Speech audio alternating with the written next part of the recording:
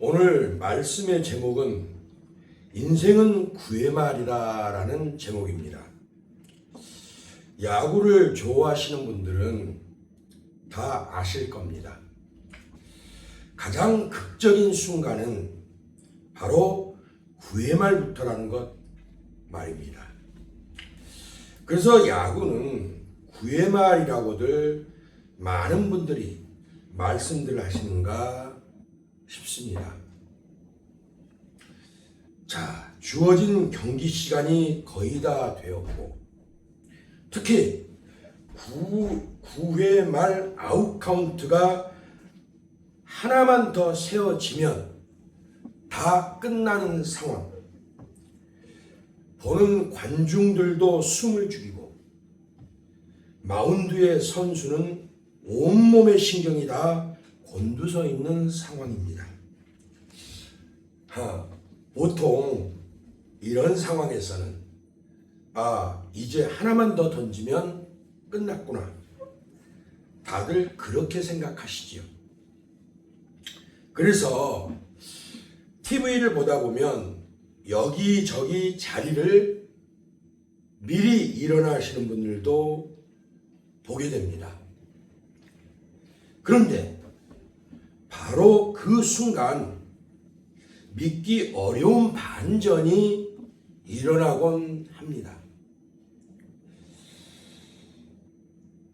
제게도 잊혀지지 않는 아슬한 두 장면의 경기가 있는데, 그중 하나는 1997년 가을 대구의 밤 삼성 라이온즈와 혜태 타이거즈가 맞붙었던 경기입니다. 한마디로 사자들과 호랑이들의 숨막히는 진검승부가 절정에 달했던 그때, 삼성의 사자 이승엽 선수가 마지막 방망이를 힘껏 휘둘렀습니다. 뒤이어 쾅 하는 소리와 함께 공이 하늘로 쭉쭉 미사일처럼 솟구쳐 올라갔습니다. 순간 경기장은 마치 한꺼번에 터지는 거대한 폭발과 같은 함성들이 터져나왔습니다. 이승엽의 이 가뭄의 단비 같은 홈런 한 방은 한국 야구 역사에 길이길이 남는 9회 말의 기적으로 전설이 되었습니다. 그리고 또 한 장면, 2015년 잠실 야구장에서 넥센 히어로즈와 두산 베어스가 맞붙은 플레이오프 4차전, 역시 9회 말이었습니다. 넥센 히어로즈의 박병호 선수가 쏘아 올렸던 홈런 한 방은 마치 날개를 단 듯 힘차게 하늘로 높이 날아올랐습니다. 자, 이렇게 끝내기 홈런을 날리자 무너질 듯 아슬아슬하게 끌려가던 팀은 살아났고, 팬들은 감격과 눈물에 겨워서 서로 얼싸안고 승리의 기쁨을 마음껏 나누었습니다. 그 밤 구장은 그렇게 뜨거운 용광로가 되었습니다. 여러분, 이렇듯 9회 말은 끝이 아니라 어떤 면에서는 역전의 자리가 되기도 합니다. 모두가 포기한 순간에도 새로운 반전의 기회가 있는 양면의 두 얼굴과도 같습니다. 맞습니다. 믿음의 사람들에게 있어 9회 말은 꼭 끝의 마지막 카운트 숫자만이 아닙니다. 우리가 인생의 끝이라 여긴 그 순간, 나는 여기까지인가? 질문을 하고 있는 그 순간도 하나님은 새로운 시작을 준비하고 계십니다. 그래서 누군가 인생의 끝은 하나님의 시작이다라고 했던 것을 기억합니다. 우리가 포기하고픈 그 순간에도 반전의 드라마틱한 역사가 열릴 수 있는 시점이 된다는 말이기도 합니다. 그래서일까요? 숫자 9는 6을 거꾸로 뒤집어 놓은 듯한 모양의 의미가, 그 형상이 뒤집어 놓은 듯한 그것이 의미 있게 보이기도 합니다.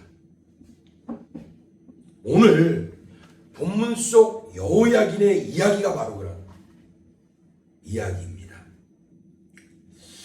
이스라엘은 끝났다고 생각했는데 하나님은 그 마지막 순간 홈런 같은 한방, 끝내기의 은혜를 준비하고 계셨습니다. 9회 말 반전의 카드를 준비하고 계셨던 겁니다.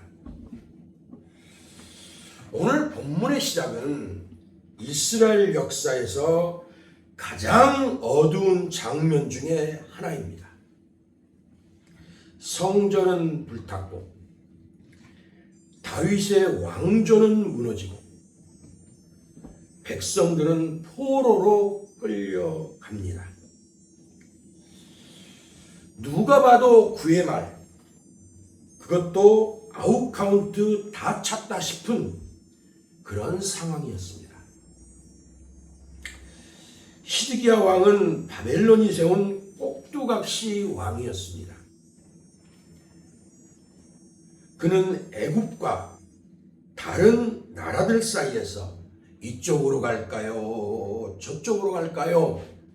눈치만 보면서 세상의 힘만 의지하며 살았습니다. 신실하게 하나님의 언약을 붙들거나 하나님을 찾는 경우는 당연히 없었습니다. 일찍이 하나님이 말씀하셨습니다. 이스라엘의 힘은 국방력이나 다른 어떤 것이 결코 아니다.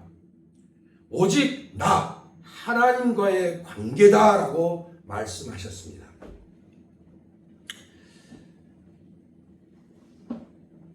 시드기야, 그는 살았다는 이름은 가졌으나 실상은 영적으로 죽은 자였습니다. 결국 바벨론에 의해 포로로 끌려갔습니다. 자신이 보는 앞에서 아들들이 죽임을 당하고 자신은 두 눈이 뽑히는 비극을 맞았습니다. 그는 영적으로 육적으로 눈먼 자가 되었습니다. 그럼 여호야긴은 어떨까요? 여호야긴은 감옥에 있었습니다. 나이 18세 왕이 되고 겨우 석 달 열흘 동안만 왕 위에 있다가 왕좌에 있다가 어쩔 수 없이 항복하고 포로가 되어 끌려가서 무려 37년 동안이나 감옥에 갇혀 있었습니다. 자, 수학 빠르신 분들은 벌써 계산이 나오시겠지요.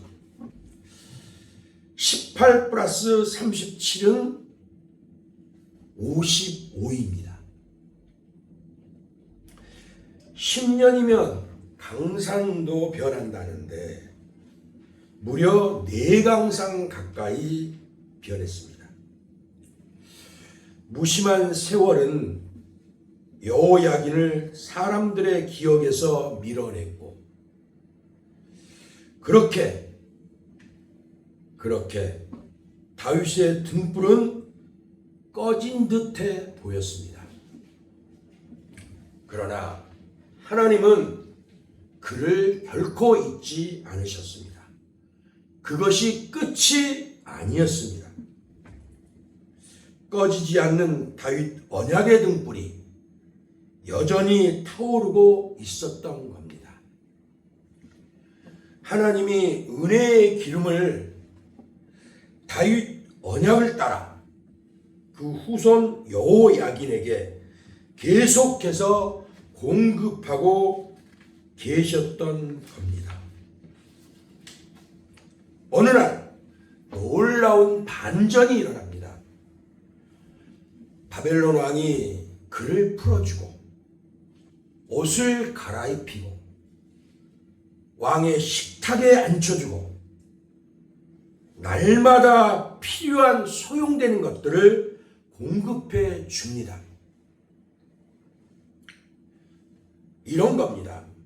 어느 날 굳게 닫힌 감옥문이 덜커덩 하고 열립니다. 37년 동안 자신조차 가물가물 잊힌 이름 여호야긴이라는 이름이 다시 호명되어집니다. 쇠사슬은 풀어지고 죄수의 옷은 벗겨지고 새 옷이 입혀졌습니다. 왕의 식탁 앞 의자에 자리가 마련됩니다. 그렇습니다. 사람들은 잊었지만 언약의 하나님은 잊지 않으셨습니다. 사람들은 다 끝이라고 했지만 하나님은 아니다. 이제 다시 시작이다. 이렇게 말씀하셨습니다. 하나님은 다윗에게 약속하셨지요. 내 집과 내 나라가 내 앞에서 영원히 보존되고 내 왕위가 영원히 경고하리라 라고 말씀입니다. 그래서 성경 곳곳에서 이렇게 말합니다. 하나님께서 다윗을 위하여 예루살렘에 등불을 두셨다. 이렇게 말입니다. 등불은 작지만 어둠을 밝혀줍니다. 길을 밝히 비추어 보여줍니다. 또 등 안에 있어 거센 바람에도 심지가 꺼지지 않습니다. 꺼지지 않으려면 지속적인 기름의 공급이 필요합니다.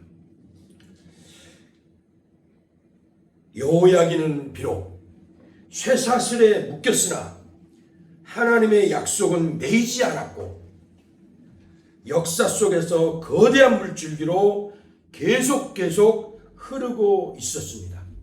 지속적인 등불이 꺼지지 않도록 하나님의 은혜가 공급되고 있었습니다. 여호야긴 그는 꺼지지 않는 등불의 사람이었습니다.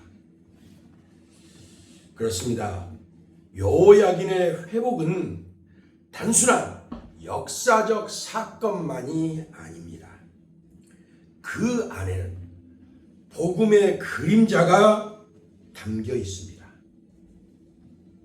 성경은 4가지 장면을 동영상처럼 보여줍니다. 첫 번째, 여호야긴의 머리를 들어주신 것은 세상에 포로되어 고개를 떨군 우리를 십자가에서 다시 일으켜 세우실 은혜를 예표로 보여주신 겁니다. 두 번째, 죄수의 옷을 벗기고 새 옷을 입혀주신 것은 우리를 값없이 의롭다 하신 그리스도의 의의 옷을 입혀주실 칭의의 은혜를 말합니다. 여호야긴이 스스로 벗었습니까? 왕이 입혀줬습니까? 왕이 입혀줬습니다. 여호야긴이 한 것은 없습니다. 왕의 처분이었습니다. 이와 같이 죄인된 우리들을 하나님께서 예수 그리스도의 보혈을 통해서 값없이 의롭다 하심으로 칭의, 법적으로 의롭다는 호칭으로 입혀주셨습니다. 세 번째, 왕의 식탁에서의 먹고 마심은 단순한 먹고 마심만이 아닙니다. 장차 우리와 저와 우리를 기다리는 어린 양의 혼인잔치를 미리 보여주신 은혜입니다. 태양이 떠오르기 전 켜서 밝히는 촛불과 같은 은혜였던 겁니다. 여호야긴이라는 촛불을 통해서 의의 태양으로 떠오를 예수님과 나눌 은혜의 잔치, 어린 양의 잔치를 미리 보여주는, 미리 보는 예고편이었던 겁니다. 네 번째, 날마다 공급해 주겠다는 말은 우리에게 일용할 양식을, 또한 우리들에게 필요한 것들을, 모든 필요를 채워주시는 성령의 도우심과 무엇보다 끝까지 책임지시고 볼저다 세상 끝날까지 내가 너희와 함께하리라는 그 언약처럼 함께하시는 하나님의 견인의 은혜를 보여주시는 것입니다. 그렇습니다. 여호야긴의 석방은 예수 그리스도의 십자가의 부활로 완성될 궁극적 끝내기 홈런 한 방에 다음 주에 다시 같은 하이라이트 예고편이었던 겁니다. 여러분, 저도 여러분도 우리 모두는 인생의 구애말을 만날 때가 있습니다. 아니, 어쩌면 우리는 늘 인생의 구애말을 맞고 있는 순간순간을 살아가고 있는 것도 같습니다. 병상 위에서, 실패 앞에서, 관계의 깨어짐 속에서, 우리의 가정과 이 나라의 혼돈 속에서 모두가 이제는 끝난 것 아닌가, 이제는 끝났다 말할 때가 있습니다. 하나님이 말씀하십니다. 로마서 15장 4절을 보면 무엇이든지 전에 기록된 바는 우리의 교훈을 위하여 기록된 것이니 우리로 하여금 인내로 또는 성경의 위로로 소망을 가지게 함이니라. 아멘입니까? 아멘입니다. 여러분은 이 말씀이 내 것이 되는지, 내 귀에 꽂히고 내 심장을 흔드는지 스스로 자문자답해 보시기 바랍니다. 만약 이 말씀이 내 말이 된다면 이것은 여호야긴의 옛 이야기가 아니라 옛 이야기로 단순히 옛날 이스라엘의 역사가 아니라 더 이상 그 옛날의 여호야긴, 그 옛날의 이스라엘 이야기만이 아니라 바로 저와 여러분의 이야기로 적용되는 것입니다. 그의 감옥은 곧 우리의 감옥입니다. 우리가 살아가면서 부딪히는 절망의 순간들, 여기까지다 포기하고 싶을 때, 무너지는 그 자리에서 고개를 들 힘조차 사라질 때, 그 자리가 바로 내 인생의, 우리 인생의 구애말입니다. 어떤 분은 실패라는 감옥에 갇혀 있습니다. 또 어떤 분은 상실이라는 감옥에 갇혀 있습니다. 사랑하는 이를 먼저 보내고 텅 빈 자리를 바라보며 공허 앞에 흐느끼는 분들도 우리 주위에는 많이 계십니다. 어디 그뿐입니까? 다시는 되돌아갈 수 없는 과거의 망령 앞에서 죄책감이라는 감옥에 묶여 쓰라린 눈물을 흘리는 분들도 계십니다. 그러나 걱정 마십시오. 하나님은 그런 분, 그런 자리에도 끝내기 한판의 은혜를 준비하고 계십니다. 수고하고 무거운 짐진 자들아, 다 내게로 오라. 내가 너희를 쉬게 하리라 하신 우리 하나님, 좋으신 내 하나님. 예수 그리스도의 피로 새긴 언약이 있습니다. 약속의 초청이 있습니다. 그 피가 지금도 뚝 떨어지고 있습니다. 그때 그 사람 여호야긴을 통해 오늘의 우리에게 말씀하십니다. 두 눈 크게 뜨고 귀를 쫑긋 세우고 우리 보고 들어봅시다. 하나님의 지워지지 않는 영원한 말씀, 그때와 지금 사이에 흐르는 이 옛 언약이자 현재의 언약이고 장차 미래까지의 영원한 언약을 말입니다. 하나님의 언약은 이와 같은 겁니다. 옛 언약이고 현재의 언약이고 장차 미래까지의 영원한 언약인 것입니다.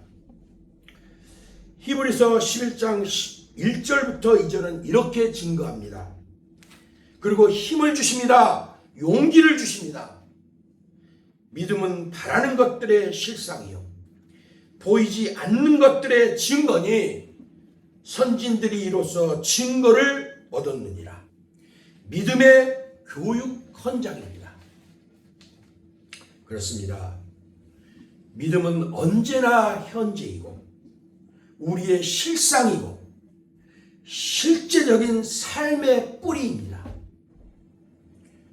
그래서 예수님 안의 인생은 날마다 생방송 중입니다. 우리 믿음의 선진들이 다 영원한 언약을 믿고 믿음의 교육 헌장 삼아서 험난한 인생길을 걸어갔습니다. 현재입니다. 믿음은 바라는 것들의 실상입니다. 우리 믿음의 선진들에게는 그때 그 당시가 현재이고 실상이었다면 오늘 우리도 지금 우리가 겪고 있는 것들이 실상이고 현재인 겁니다. 그래서 그때나 지금이나 믿음의 교육 헌장이라고 감히 말할 수가 있습니다. 여러분, 소금 인형 이야기를 아십니까? 소금 인형 이야기가 있습니다. 소금 인형은 자신이 누구인지 알고 싶어서 스스로 바닷속으로 걸어 들어갔습니다. 처음에는 발끝부터 녹아내리기 시작하더니 그 다음에는 다리가, 그 다음에는 팔이, 또 그 다음에는 몸이 모두 녹아 사라져 버립니다. 그런데 말입니다. 마지막 순간 소금 인형은 크게 외칩니다.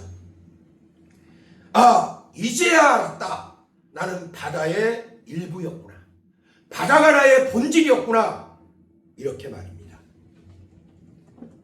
사랑하는 여러분, 우리가 무너지고 녹아 없어지는 것 같아도 우리는 현대판 여호야긴입니다. 실사판 소금 인형들입니다. 녹아 없어지는 그 자리에서 하나님 안에 속한 존재임을 그때 비로소 깨닫게 되는 것입니다. 주님 안에 들어가면 들어갈수록 사실은 무의미하게 녹아 없어지는 것이 아니라 주님과 더욱 하나가 되게 되는 것입니다. 우리의 본질을 찾게 되는 것입니다. 잃어버렸던 우리의 형상을 다시 회복하게 되는 것입니다. 여러분, 우리네 인생은 때로 너무 쉽게 부서집니다. 마치 오래되고 손때 묻은 그릇이나 꽃병이 아차 싶은 그 순간 바닥에 떨어져 산산조각 나는 것을 우리는 경험들을 합니다. 우리는 그때 무엇라고 합니까? 우리는 부서져 흩어진 그 조각들을 보면서 이렇게 말들 하지 않습니까? 아, 이건 끝났어. 다시는 못 쓰겠어. 그렇게 말들을 합니다. 여러분, 킨츠키라고 하는 말을 들어보셨습니까? 일본에는 킨츠키라는 전통 기법이 있습니다. 이 킨츠키라는 말은 금으로 잇는다는 그런 의미인데, 바로 깨진 그릇, 도자기를 금가루나 은가루를 섞은 옷으로 이어붙이는 기술입니다. 금으로 그러나 입힌다고 이어붙여진 흔적은, 이미 깨어지고 금간 흔적은 결코 감추어지지 않습니다. 오히려 금으로 입힌 그 킨츠키의 기법을 따라서 더욱 선명하게 드러납니다. 그런데 말입니다. 여러분, 놀랍게도 그 금빛 자국 때문에 그릇은 더 아름답고 더 귀한 작품이 됩니다. 여러분, 하나님께서 우리 인생을 그렇게 고쳐 쓰십니다. 그렇다고 우리의 허물진 상처들을 감추지는 않습니다. 오히려 반대로 은혜의 금으로 이어주고 덧대서 그 흔적을 은혜의 무늬로 바꾸어 주십니다. 그래서 우리는 이렇게 말할 수 있습니다. 나는 부서졌으나 그리스도의 은혜로 다시 세워졌다. 나는 깨어지고 금이 갔으나 그리스도의 은혜로 다시 덧입혀졌다. 이렇게 말입니다. 그렇게 우리의 흉터 위에 흐르는 금빛 은혜는 오히려 하나님의 영광을 드러내는 간증의 무늬가 될 수가 있습니다. 그렇습니다. 깨지고 부서지고 무너졌지만 하나님은 그 자리를 금으로 덧대 이으십니다. 덧대고 이어서 입혀주십니다. 그 금은 곧 존귀하신 이름 예수 그리스도의 보혈입니다. 여러분, 우리 대한민국도 그렇습니다. 분단과 전쟁의 폐허에서 여기까지 온 것도 하나님의 은혜였습니다. 지금도 정치적 혼란, 사회적 갈등, 경제적 어려움 속에 있지만 저는 믿습니다.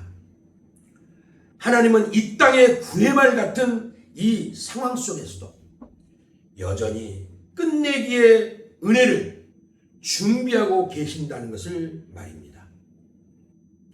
반전의 뒤집기를 여호와 이레로 예비하고 계신다고 저는 굳게 믿습니다. 여러분, 생활의 달인만 있는 것이 아닙니다. 하나님은 판뒤집기의 달인이십니다.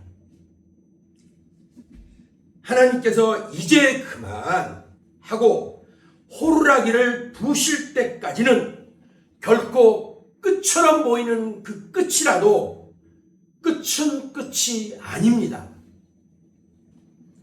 내가 끝이라 생각한 그 자리에, 우리가 끝이라 생각한 그 길에 하나님은 언제나 마지막 반전 극전 드라마를 준비해두고 계십니다. 천부여 의지없어 손들고 옵니다 하면서 손들고 나오게 하십니다. 인내하신 구세주여를 감격에 겨워 목 놓아 부르게 하십니다. 야구장의 9회 말 끝내기 홈런처럼 37년의 감옥문이 열리던 여호야긴의 그날처럼 바닷속으로 녹아들어간 소금 인형의 고백처럼 금빛 무늬로 다시 빛나는 킨치키의 그릇처럼 우리는 절망을 끝으로 보지만 하나님은 그것을 시작으로 보십니다. 우리는 상처를 흉터로 보지만 하나님은 그것을 내 은혜라고 하시면서 금빛 수놓은 무늬로 만드십니다. 하나님은 이런 분이십니다. 밤이 깊을수록 별처럼 더욱 빛나는 우리 주 하나님. 내 절망이 깊을수록 더욱더 선명하고 깊게 빛나는 하나님의 그 은혜.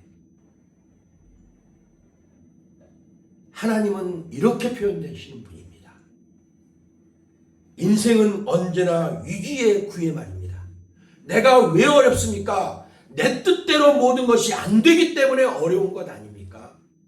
그렇다면 반전이 필요합니다. 그 반전의 키는 우리 하나님이십니다. 우리는 언제나 위기의 마운드 9회 말에 서 있는 것입니다. 그러나 이런 우리 주 하나님이 계시기에 또 우리 인생의 마운드는 그분 때문에 가슴 뛰는 역전의 9회 말 마운드를 기대하게 합니다. 그 하나님을 바라보십시다. 여러분, 9회 말 인생을 예수님 이름으로 축복합니다. 파이팅! 기도하겠습니다.